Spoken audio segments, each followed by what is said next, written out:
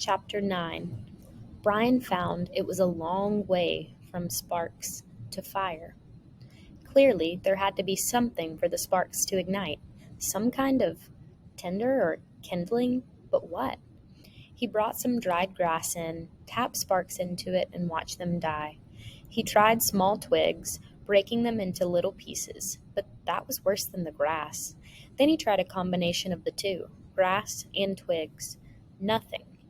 He had no trouble getting sparks, but the tiny bits of hot stone or metal, he couldn't tell which they were, just sputtered and died. He settled back on his haunches in exasperation, looking at the pitiful clump of grass and twigs. He needed something finer, something soft and fine and fluffy to catch the bits of fire. Shredded paper would be nice, but he had no paper. So close, he said aloud, so close. He put the hatchet back in his belt and went out of the shelter, limping on his sore leg. There had to be something, had to be. Man had made fire. There had been fire for thousands, millions of years. There had to be a way. He dug in his pockets and found the $20 bill in his wallet. Paper. Worthless paper out here. But if he could get a fire going... He ripped the 20 into tiny pieces, made a pile of pieces, and hit sparks into them. Nothing happened. They just wouldn't take the sparks. But there had to be a way, some way to do it. Not 20 feet to his right, leaning over the water, were birches, and he stood looking at them for a full half-minute before they registered on his mind. They were a beautiful white with bark like clean, slightly speckled paper. He moved to the trees. Where the bark was peeling from the trunks, it lifted in tiny tendrils, almost fluffs. Brian plucked some of those loose, rolled them in his fingers. They seemed flammable, dry and nearly powdery. He pulled and twisted bits off the trees, packing them in one hand while he picked them with the other, picking and gathering until he had a wad close to the size of a baseball. Then he went back into the shelter and arranged the ball of birch bark peelings at the base of the black rock. As an afterthought, he threw in the remains of the $20 bill. He struck, and a stream of sparks fell into the bark and quickly died. But this time, one spark fell on one small hair of dry bark, almost a thread of bark, and it seemed to glow a bit brighter before it died. The material had to be finer. There had to be a soft and incredibly fine nest for the sparks. I must make a home for the sparks, he thought. A perfect home where they won't stay. They won't make a fire. He started ripping the bark, using his fingernails at first, and when that didn't work, he used the sharp edge of the hatchet, cutting the bark in thin slivers, hair so fine they were almost not there. It was painstaking work, slow work, and he stayed with it for over 2 hours. Twice he stopped for a handful of berries and once to go to the lake for a drink. Then back to work, the sun on his back, until at last he had a ball of fluff as big as a grapefruit. Dry birch bark fluff.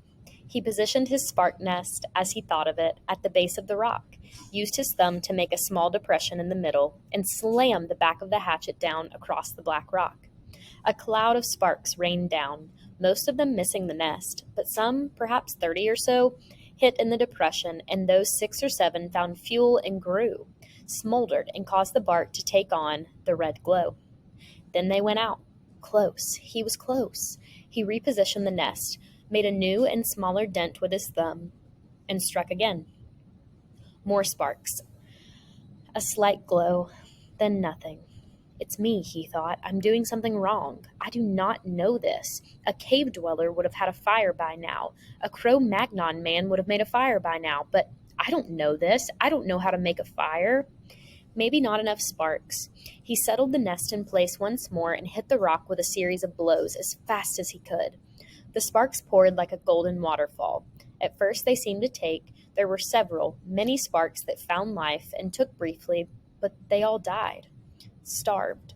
He leaned back. They are like me. They are starving. It wasn't quantity. There were plenty of sparks, but they needed more. I would kill, he thought suddenly, for a box of matches. Just one box. Just one match. I would kill. What makes fire? He thought back to school. to all those science classes. Had he ever learned what made a fire? Did a teacher ever stand up there and say, "This is what makes a fire"? He shook his head, tried to focus his thoughts. What did it take? You have to have fuel, he thought, and he had that. The bark was fuel, oxygen. There had to be air. He needed to add air. He had to fan on it, blow on it. He made the nest ready again, held the hatchet backward, tensed, and struck 4 quick blows. Sparks came down, and he leaned forward as fast as he could and blew. Too hard. There was a bright, almost intense glow, and then it was gone. He had blown it out. Another set of strikes, more sparks. He leaned and blew, but gently this time, holding back and aiming the stream of air from his mouth to hit the brightest spot. 5 or 6 sparks had fallen in a tight mass of bark hair, and Brian centered his efforts there. The sparks grew with his gentle breath. The red glow moved from the sparks themselves into the bark, moved and grew and became worms, glowing red worms that crawled up the bark hairs and caught other threads of bark and grew until there was a pocket of red as big as a quarter, a glowing red coal of heat. And when he ran out of breath and paused to inhale, the red balls suddenly burst into flames. "Fire!" he yelled. "I've got fire! I've got it! I've got it! I've got it!"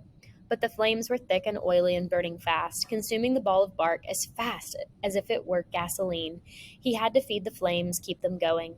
Working as fast as he could, he carefully placed the dried grass and wood pieces he had tried at first on top of the bark and was gratified to see them take. But they would go fast. He needed more and more. He could not let the flames go out. He ran from the shelter to the pines and started breaking off the low, dead small limbs. These he threw in the shelter, went back for more, threw those in, and squatted to break and feed the hungry flames. When the small wood was going well, he went out and found larger wood and did not relax until that was going.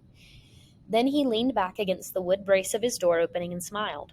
"I have a friend," he thought. "I have a friend now. A hungry friend, but a good one. I have a friend named Fire." "Hello, Fire." The curve of the rock back made an almost perfect drawing flue that carried the smoke up through the cracks of the roof but held the heat. If he kept the fire small, it would be perfect and would keep anything like the porcupine from coming through the door again. A friend and a guard, he thought. So much from a little spark. A friend and a guard from a tiny spark.